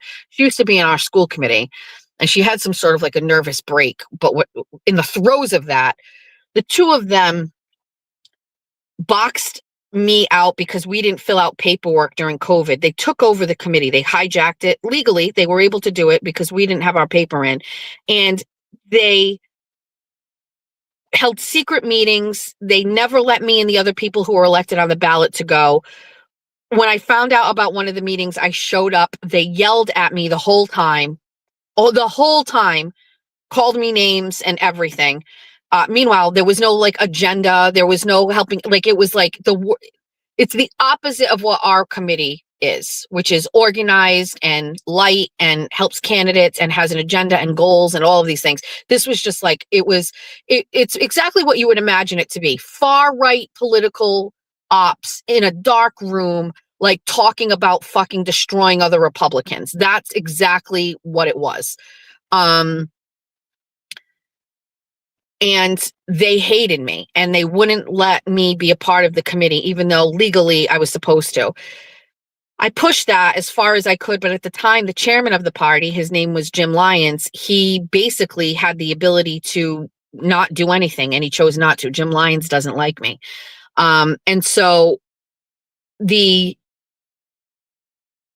convention came, and they were supposed to do what we did. You're supposed to open it up to anybody who wants to be a delegate. The committee has to vote on the delegates, and then you get to be a delegate and you get to go. Well, they didn't do that. And I could not be a delegate and I could not go. And I was so fucking pissed. Pissed. I felt left out. I was upset. And I missed an opportunity to go to my first convention. And that was part of the reason why I restarted our RTC. And I got it going again with the goal of going to the convention, not just for me, but for any Republican in Somerset that wanted to go. It took us 4 years. It took me 4 years to get this committee up, running, but not only that, have a group of people that were going to participate, show up and be active, and then hold a caucus and get these people elected. And so this is a culmination of 4 years of hard fucking work. And by hard, I mean sometimes sitting around and just waiting and having that feeling like you can't do anything and your hands are tied and you got to let them fucking thrive and let them think that they're winning. And it's a long game. So here we are, and it's 4 years later, and it's going to be the first convention for almost everybody that's going from Somerset. It's the first time that they're going. There are people that didn't even know what the convention was. And so I'm very excited for everybody that gets to go. I'm more excited that there is a full delegation from Somerset that gets to go and gets to vote. And, I'm not one of those people where I want to convince every single one of them to vote for Mike Keneally or whatever. I don't really care about that. I just want them to go and vote for whoever they want. So at one point, everybody goes on the floor if you're a delegate, and you have to go into a section where you vote for your candidate of choice. And then whoever wins that is the official quote unquote nominee of the Mass GOP, or they win the convention. It doesn't matter. As long as they think they get 15% of the vote, they will be on the ballot for September. And everybody gets to vote for who the nominee is going to be. So it's just like a culmination of like hard work, and it's going to be great to see the growth in the party. And, I complain about the Mass GOP occasionally because I think that they just don't get it. And there's like a hold with the old Republicans and the old money and things like that. But I really do believe that blue collar, middle class families align more with the Republican Party in Massachusetts than the Democratic one. And so that's why we've seen growth. And I'm very excited to see it. I mean, it was a piss poor turnout last time. And that was when Jeff Deal ran, and you had, I don't even remember his name, Chris Doty. And so it was just low energy and it wasn't exciting or whatever. And I'm just happy to be here. It's taken 4 years to get to this point. And then once I get there, I probably won't ever want to go again. I just wanted to be able to say, I got it. I did it. I'll be there. And that's it. You know what I mean? So is there like a whole sub chat going on here about race and things like that? I don't, it's so sketchy talking about this stuff. It's wrong that we can't talk about it. You know what I mean? Listen, I know some racist people, okay? Like that guy I just talked about, not Rick Profio, his brother, but that Profio got racist people, racist. All I was just talking about a song. Never again. Never again. I brought it up today. I should never bring it up. We're never going to talk about it again. We'll continue to not have those conversations. We'll continue to not talk about things in a healthy way. We'll continue to like keep it quiet or whatever. You know, like I'm just going to be honest with you. There's a lot of fucking racist people in this world and I'm not fucking one of them. And that's it. That's it. I don't care.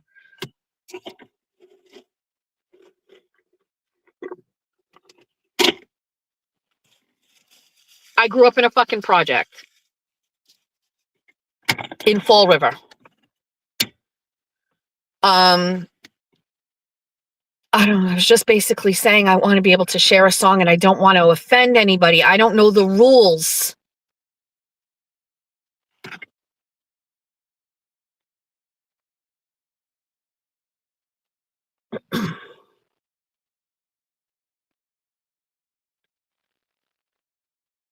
Who do you want just for the Mike Keneally. That's the guy. I like Mike. There's a lot of energy around Mike Minogue. It's just unfortunately I don't think when it comes to a general election Mike Minogue is going to be able to get unenrolled people to vote for him. You know what I mean? That's really it. And there's a lot of things about Mike Minogue, the rich one, that I think have turned me off he's not making it hard for me to not like him. You know what I mean? Like there's a lot of things that it's just, he's very detached from reality. You know what I mean? Like I don't know. There's a lot. I'm not going to disparage him. I can tell you the reason I like Mike Keneally instead of telling you the reasons why I don't like Mike Minogue. And there's enough of reasons for me to like Mike Keneally on top of the fact that I think that he can beat Maura Healey in the general election, which is the goal. You know, it's not easy work to figure out how to beat a Democratic governor in Massachusetts. That is hard work. How do you figure that out? How do you do that? Well, the people who worked for Charlie, they figured that out, right? The Charlie Baker people figured out how to be a Republican and how to win in Massachusetts. And those people are the people who are helping get Mike Keneally elected. So at a bare minimum, this is a tried and true team that knows what works and what doesn't.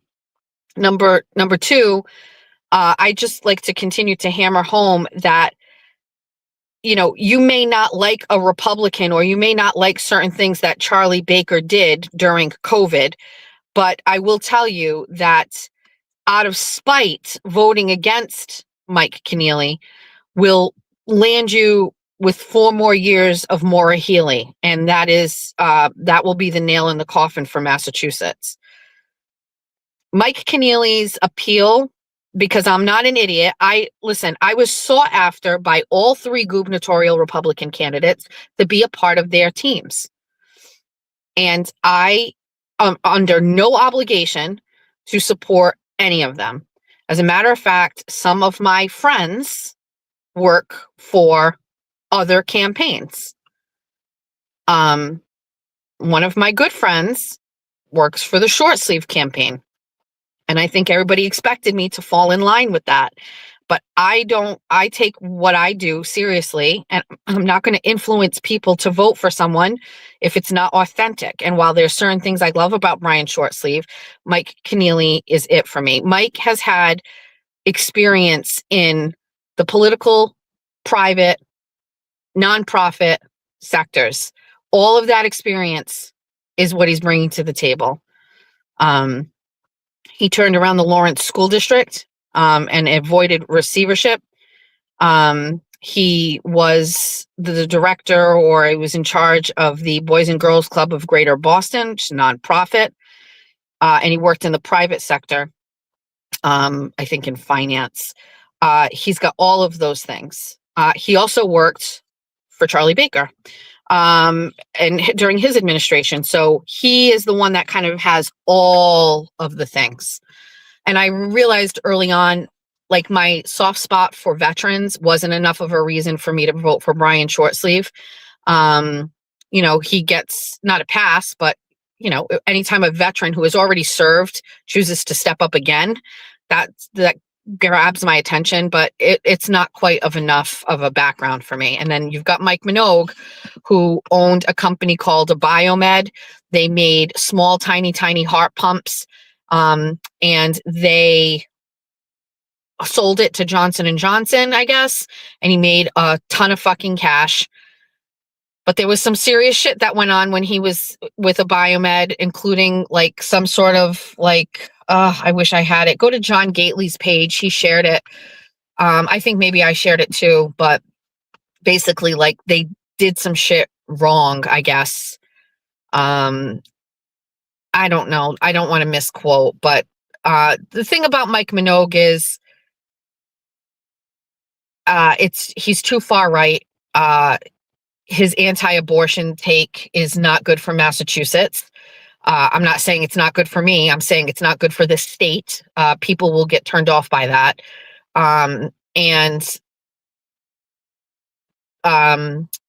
He seems very out of touch with his money. You know what I mean? Like, he flew a helicopter and he was like looking over areas and he was like saying like these places were trash or whatever. Look what they've turned into their trash. Like, can you imagine like being a voter down in that area where Mike Minogue is up in his helicopter, like looking down and calling your area trash, and like he's like some sort of like, I don't know, rich savior that's going to come and fix it? No way. You know what I mean? It's just so out of touch and stuff. I don't know. So not sure how I feel about any or all of that, but it's just not gonna fly for me. That's my take. Let's touch base with Georgia to see if she has left yet.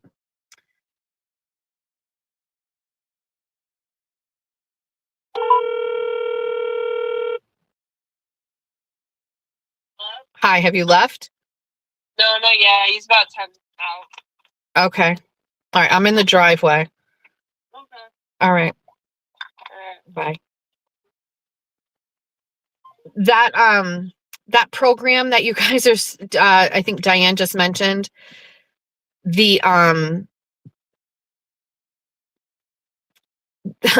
Woo was promoting and then apparently taxpayer funding a program that was for LGBTQI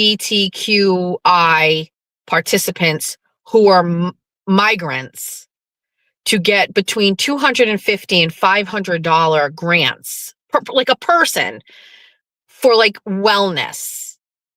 And it's on my other phone, but it was basically like, are you gay? And are you new here because you're a migrant or an illegal? Apply for this grant and go get a massage on us, on the taxpayer. And it's so fucking ridiculous that there is tax dollars being allocated for something so luxurious for people that cross the border illegally, that like Libs of TikTok, New York Post, everybody picked up the story. And I guess she kind of distanced herself and suspended it, I think. So let me let you know. I I applied for the grant. I heard about it and I was like, this is how I am with things. Everybody's sharing the page. Like everybody's like, oh, like this is the grant and this is crazy. And everybody, instead of like really even looking into it further, everybody is basically just sharing it and saying like how bad it is. Well, like, let's apply. Right. So let's apply for this grant. So I applied for the grant. And I did hold on. I was hoping that I would get approved and then I could do a story on it. But it looks like they suspended it. Hold on, let me find it. Hold on.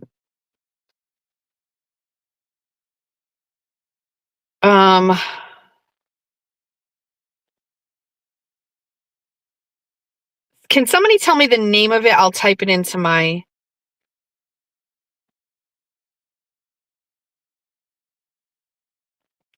Shit.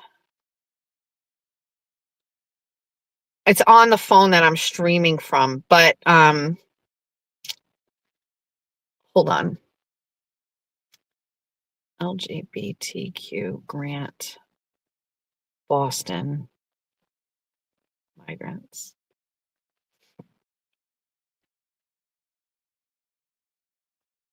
Here it is.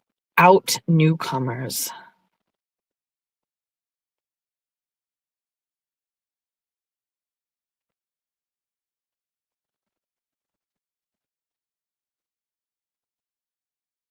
Found it. It's real. It is so real. So it's called Out Newcomers is the organization. Safety, Dignity, Belonging, Defending LGBTQ Migrants, Building Safer Futures. They have a mission statement, follow the momentum, join our board, what we're looking for, ready to collaborate, blah, blah, blah, blah, blah. But over here, there was a Out Newcomers.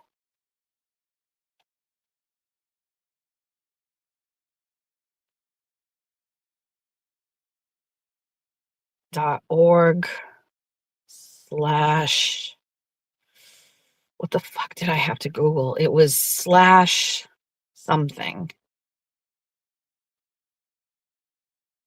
Oh, I hate myself. Anyway, I applied and I'll share it. I went through the whole process and it asked me,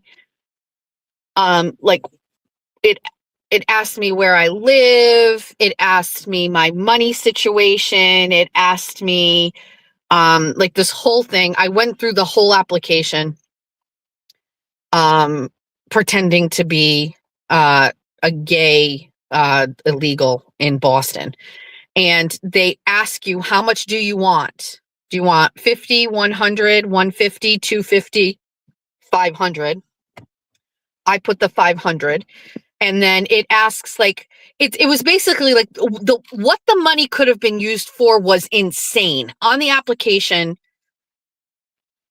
stay here. Don't leave. I have to get it.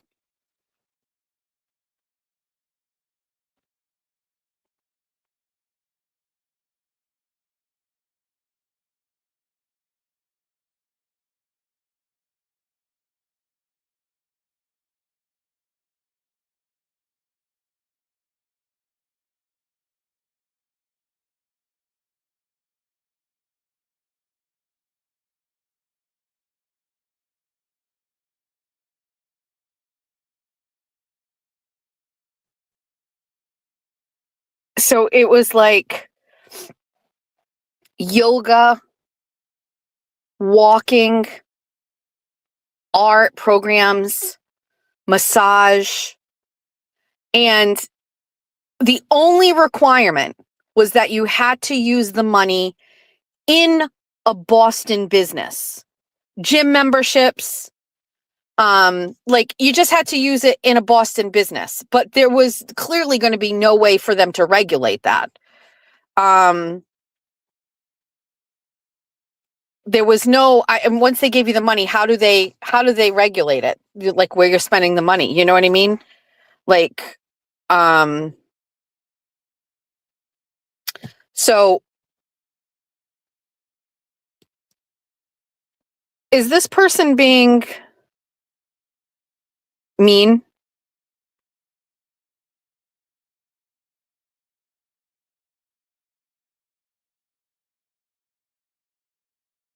I can't tell.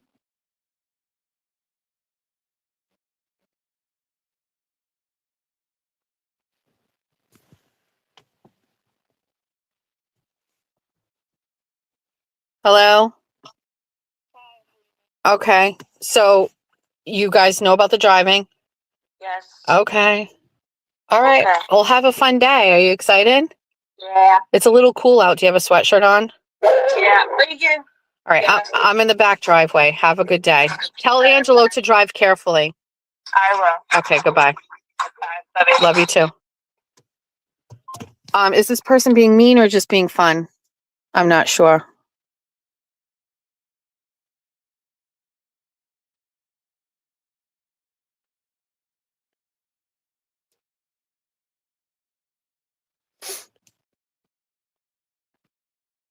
I've noticed Nicola is not happy with me lately. I've noticed some comments that she is not happy with me or my chat or the show. And I'm not sure like what the issue is. What's going on? I'm learning very quickly that the longer I'm on here, the more people don't like me, the more people have some things to say. I'm not sure. Like maybe we need to go backwards, start over, make everybody feel like this is all new again. Okay, thank you.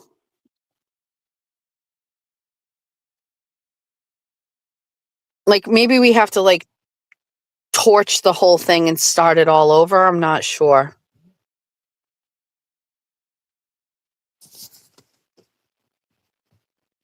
You know? Um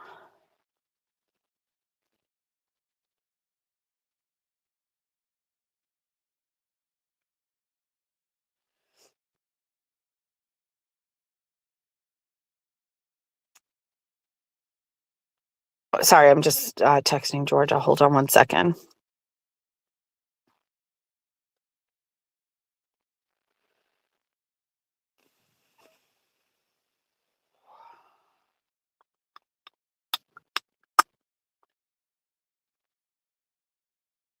Have a great day, Mark. I don't know if this is like just my whole take on this, and I don't know if it's the right take. I just consider everybody in the chat to be an adult, and everybody in the chat can make their own decisions about things, about what I say. You can react how you want, you can say what you want, you can choose to react. Like I just let people do what they want. You know what I mean? I don't know. I also like get very turned off that like I don't like it's not being told what to do, but like I guess like backhandedly, like some people in the chat will make me feel like I can't talk things through. Like I can't imagine like anybody having listened to me talk for the past 5 years, whether it's on the radio, on a podcast or anywhere. Like I can't believe anybody would ever come to the conclusion that like I'm a racist. Like, unless you want me to be that racist person for you in your story, like, it's not there. Like, it's not there. I'm not racist. You know what I mean? I'm white.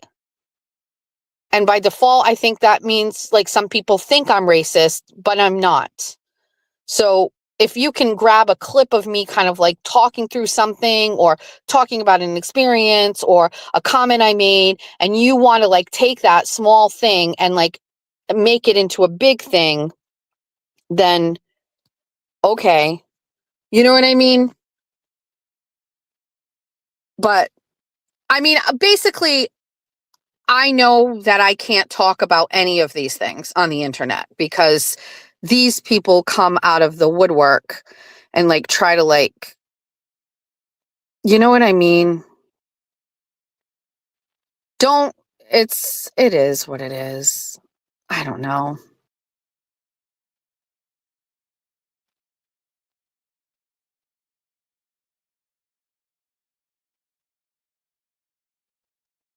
You know what I wish?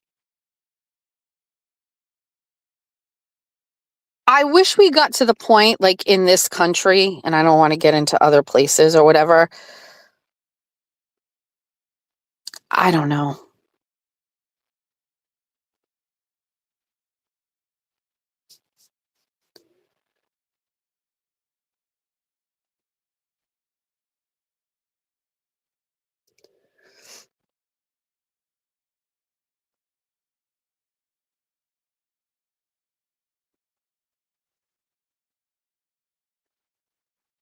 Yeah, Valerie didn't like me before.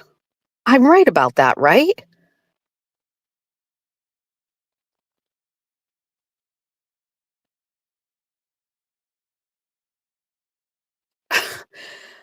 I I've been adjacent to people in the Republican Party who say the N-word with hate. I've been in political circles where there are people who believe white people are the superior race. I've been around people that look at humans in a way that I've never looked at humans. And I don't know, man. Like, those are the people you should be focusing on. Those are the people that are truly have like hate in their heart for like black people. You know what I mean? Like, did I ever tell you guys the story? You need to stop worrying about what a very small percentage of your chat. I normally don't look at the chat, but I guess I'm hypersensitive to this conversation because what'll happen? Somebody will take it, they will go clip it. It's like, I'm trying to like talk through it, and maybe I feel a little pressure to talk through it. I don't really know. It really was just me saying like, can I share a song? And it turned into this. Sure. I threw a Trump rally back in 2020, right? Crazy. You probably saw it on the news. And it had a huge Black Lives Matter counter protest that took place here in Somerset. And the news was here and everything like that. But before it started, we had this thing planned, and we were, before everybody showed up when it first started. And I would run all of these rallies the exact same way. It was like everybody had to act accordingly. I never really even got a time to stand and hold signs or whatever. I was basically dealing with the crowd, making sure people were acting appropriate, telling people when they weren't acting appropriate, helping them not engage with passersby who were flipping them off or throwing fucking shit at them, and then had their cameras out. So they would provoke people. And I would try to like say, if somebody comes by and they start calling you a racist, they got their phone out, and then you're going to be on the internet. And I always used to say, like, remember, you're representing the president at the time. Like, you don't want to get caught in that. So I like ran these rallies. There's a reason why these Trump rallies were so successful and so well attended, because I ran a tight fucking ship. Okay. One time for that rally, it started in the afternoon.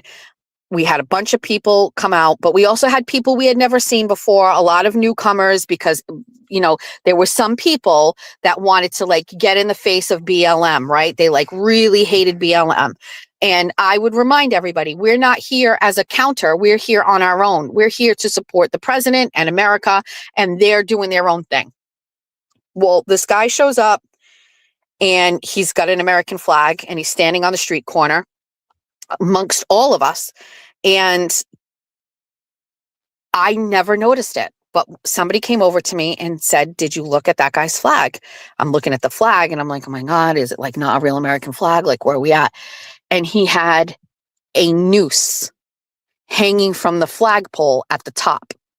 And you only saw it like a certain, like when the flag waved a certain way. Like I completely never noticed it until this person noticed it. So I like instantly was like, what the fuck? Like, what? So I walked over to the guy and I said, hey, can I talk to you for a second? He's like, yep.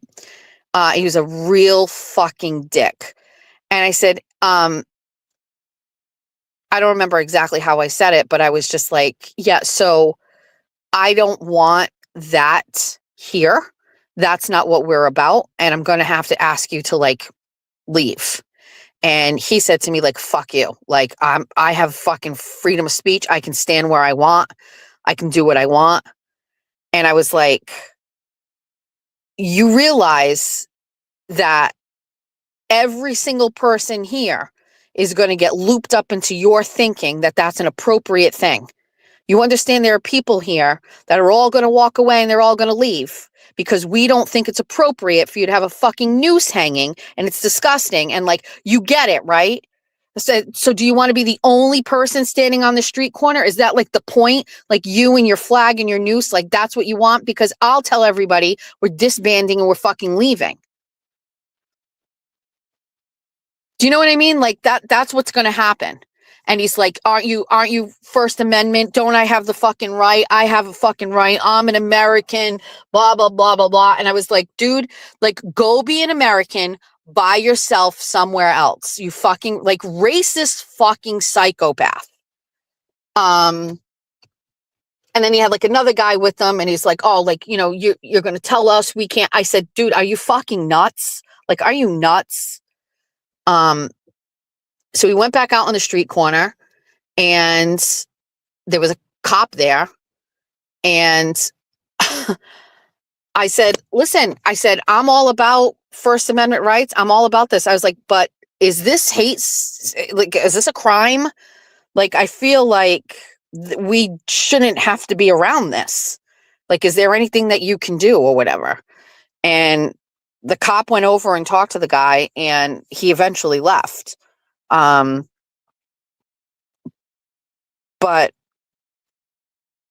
that guy's a racist.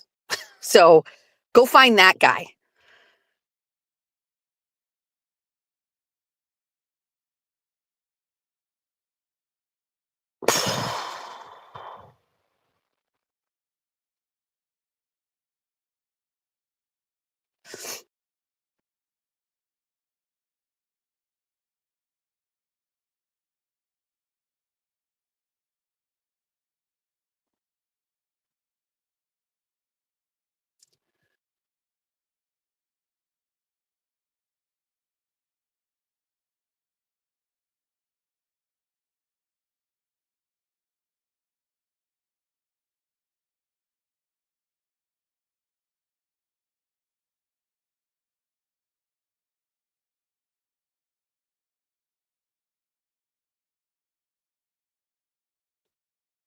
I'm reading the chat, obviously, and I don't like it.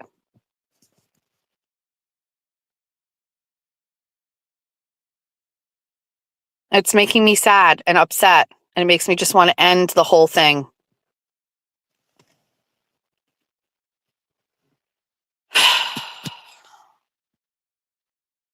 I get upset that people think like certain things.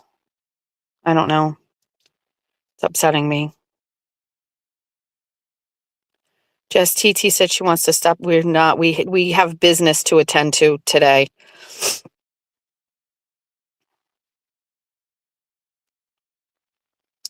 Jeez.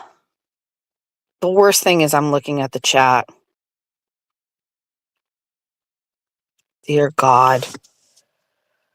That's it. It's obvious. I can never mention anything like this again. I should have known. We're down bad, chat. That's it. It's down. We're down bad. I can never discuss these things again.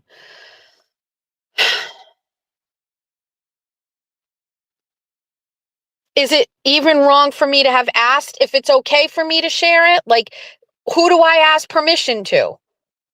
Like, am I waiting for someone who is black to say it's okay? You can share that song? I just sing it. I like it. Why can't I? I don't know. I don't know the fucking rules. It's very frustrating. Very frustrating. Like, isn't the essence of what I was talking about, like, more important than you trying to take and pick out parts of what's happening?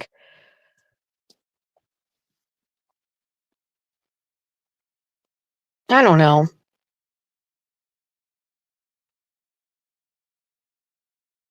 Clearly, I don't know how to navigate through conversations about race, and I should not do it, and that's it. That's all. Just going to stay out of it. It's too bad because I think, like, those conversations, instead of people, like, coming and attacking, like, it'd be good to have a good conversation about it, but, like,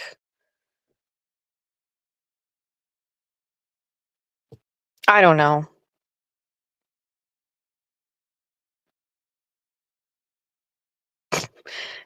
TT's still in the chat. Do we get to talk about all of TT's brothers that she dated in high school? I talked about Butter Williams on here one time, TT. I don't know. I hate it. It makes me sad. I don't know. Like, is music different? Dude, I want to keep going down this because I want to make, like, isn't music different?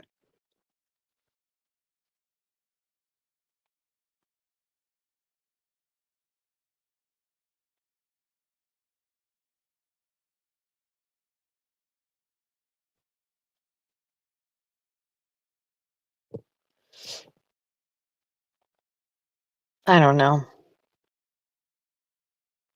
They will make it worse than what it is. I know. King will and only. I love him. That whole album is good.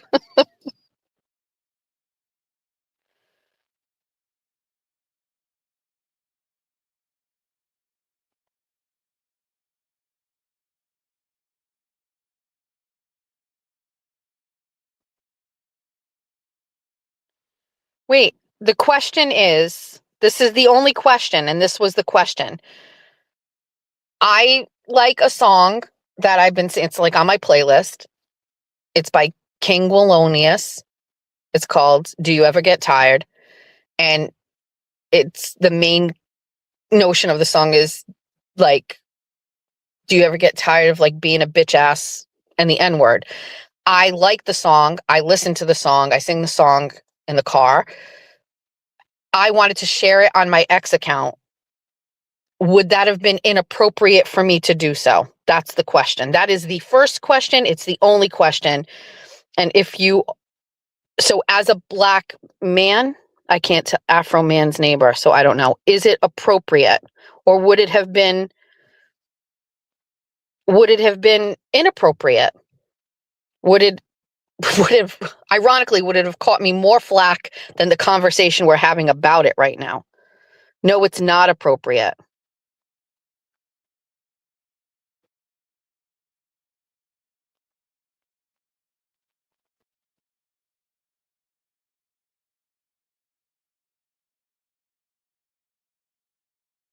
Not inappropriate at all.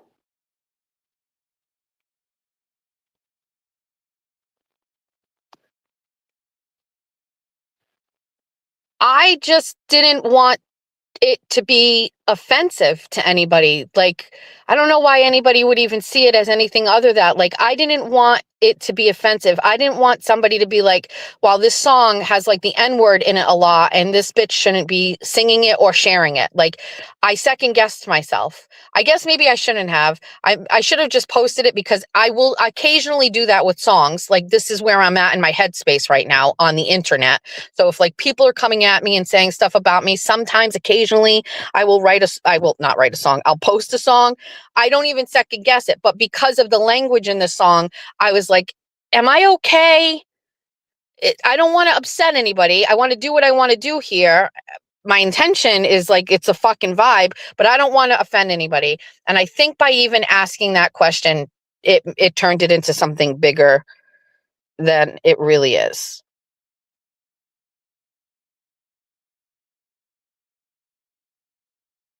Well, now I'm concerned with the fact that you were worried about the N-word, so maybe you are something that you don't know you are. No, I didn't want anybody to be like, she shouldn't be like singing or listening or doing this song or posting on the. Forget it. Forget it.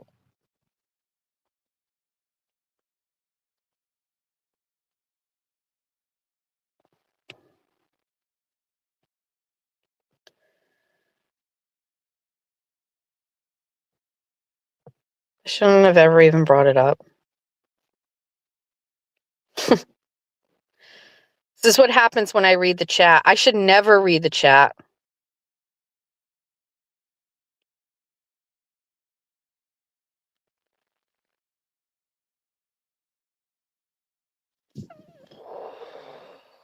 Now my tummy hurts because I'm upset.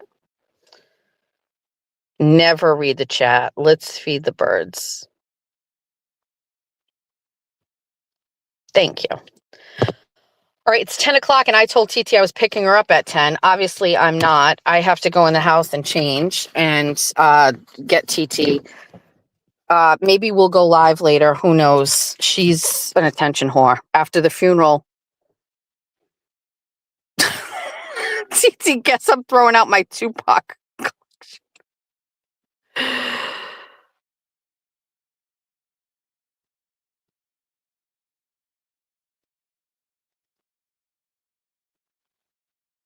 It's gone to TT's head. That's it. All right. I hate this whole fucking live. I hate the whole live.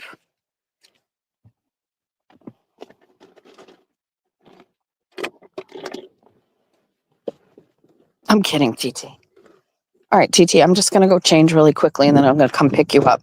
Do you have an agenda on where we can go look for a dress? Are we going to start at like Macy's? We did both look so beautiful at the funeral. We really did. We brought we do funeral glam. By the way, Jeff's grandfather died and I wore a big, huge black hat with my black dress. All right, let's let Jimmy play us out. Sorry for this whole disaster of a chat. What a disaster. Goodbye. It's all your favorite Jess Machado songs on one CD. Wake up in the morning feeling like P. Diddy. Grab my glasses, I'm out the door. I'm gonna hit this city. Before I leave, brush my teeth, say goodbye to Jack. When I leave for Bunny After Dark, I'm not coming back. It's all the hits you've always loved in one place. Just so everyone knows, it's alright because I got Jeff his new guitar. And that's okay, cause my family is the best thing for me. Whether you're singing in the car by yourself or hanging out with your besties, there's a song for everybody. How much is that coffee at Society? Last week it was 50 cents less. How much is that coffee at Society? I don't care if this causes a mess. Recruiting seagulls, dishing about politics, or just straight up gossiping, this is the CD for you. One low price of $19.99. The chat I can't see. I'm driving and the sun's in my eyes. I love 24 on 24. I said I'm getting all the views. Sorry, Brian and Crawford, I told you before. Don't fuck with me, I'm a Fall River whore. Don't fuck with this Fall River whore. All songs, all decades, all moods, all Jess. I got a new life, you'd hardly recognize me. I'm so glad that Kayla Churchill and Jen Altman are not in my life. I don't care about all of my stupid haters. That is right. Eat my asshole. I saw the sign. It opened up my eyes. I saw the sign.